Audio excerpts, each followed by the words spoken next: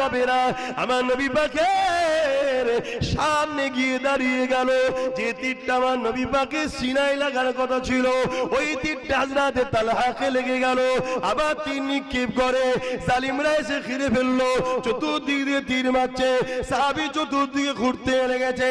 যে তীরগুলো আমার নবীকে লাগার কথা হযরতে তালহা নিজের শরীরে লাগিয়েছে, ৭৯ থেকে ৮০ খানা তীর আল্লাহ নবীকে লাগার কথা ছিল। এই সাহাবী নিজেকে রাসূলুল্লাহর জন্য ঢাল বানিয়ে দিয়েছে। অন্য সাহাবারা এসে ওই জালিমদেরকে হাঁটিয়ে দিয়ে আল্লাহ নবীকে জিজ্ঞাসা করতে লেগেছে, ইয়া রাসূলুল্লাহ হাবিবাল্লাহ, আপনি কেমন আছে? আল্লাহ নবী বলেছিল, এ আমার সাহাবারা, আমি রাসূলুল্লাহ ঠিক আছি। আমার প্রেমিক তালহাকে দেখো গো, যে তীরগুলো ভাই লাগার কথা ছিল সে নিজের সিনাতে লাগিয়ে দিয়েছে। আল্লাহ নবী সাহাবারা গিয়ে বলতে লাগলো, ও হযরতে তালহা, আপনি কেমন আছে? হযরতে তালহা বলতে লেগেছে, একটা দুঃখের খবর, একটা খুশির খবর। দুঃখের খবর কি? আল্লাহ আমাকে একটা জান দিয়েছে, ওই জানটা নবীর জন্য দিয়ে দিলা। আল্লাহ যদি ১০০টা জান দিত, আমি ১০০টা জান আমি নবীর জন্য দিয়ে দিতাম। আমার নবীর সাহাবারা আর খুশির সংবাদ হলো এটা, রাসূলুল্লাহর জন্য জান কুরবান করাতে আমার জান এখনো বেরোয়নি। আল্লাহ আমাকে আমার জান্নাতটা দেখাচ্ছে।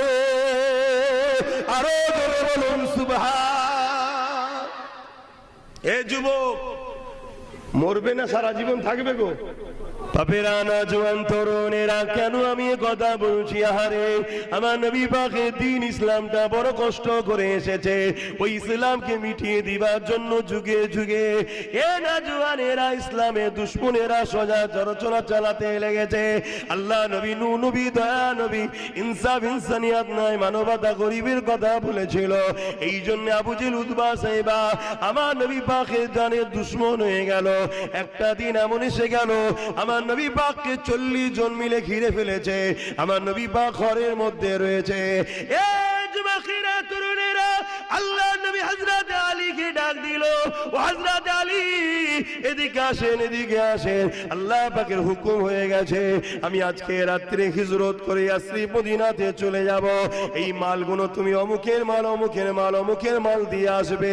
আর সকালে উঠে আমি রাসূলুল্লাহ আমার ইয়াসরিব মদিনার জমিনে চলে আসবে। এ যুবকেরা, তরুণীরা, বাপেরা, আল্লাহ নবী সাহাবাদেরকে কেমন মানা মেনেছিল, আল্লাহ নবী সাহাবাদিগকে কেমন বিশ্বাস করেছিল।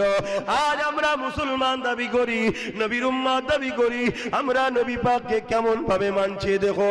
আল্লাহ নবী কি বলল, আলী রে, আমার হুজরার মধ্যে তুমি শোবে, আমার চাদরটাকে তুমি গায়ে দিয়ে শোবে, এবং আমি রাসূলুল্লাহ সকালে তুমি যখন উঠবে, এই মালটা অমুক জন দিয়েছে, এই মালটা আমার কাছে অমুক জন রেখেছে।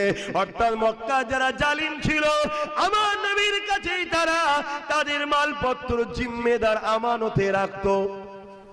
তখন তো ব্যাংক ছিল না, কার কাছে রাখবে? আবু জেহেল যদি উতবার কাছে মাল রাখে, উতবা ২ নম্বর ঝেড়ে দেবে। উতবার কাছে যদি সাইবার মাল রাখে, ও ঝেড়ে দেবে। এই জন্য আমার নবীকেই বিশ্বাস করে তারা রাখছে যে মুহাম্মদ সাল্লাল্লাহু আলাইহি ওয়াসাল্লাম কখনো আমানত খেয়ানত। আর সেই নবীর উম্মত, নবী আমাদেরকে ইসলাম আমানত দিয়েছে, সেই ইসলামের আমানতের খেয়ানত করছি তো আমরা। নমরুদ যখন দেখলো আব্বা জান ইব্রাহিম আলাইহিস সালাম মানুষকে সঠিক পথে নিয়ে আসতে লেগেছে, এক আল্লাহ দাসত্ব করাতে লেগেছে, ইনসাফ প্রতিষ্ঠিত করতে লেগেছে, ইনসানি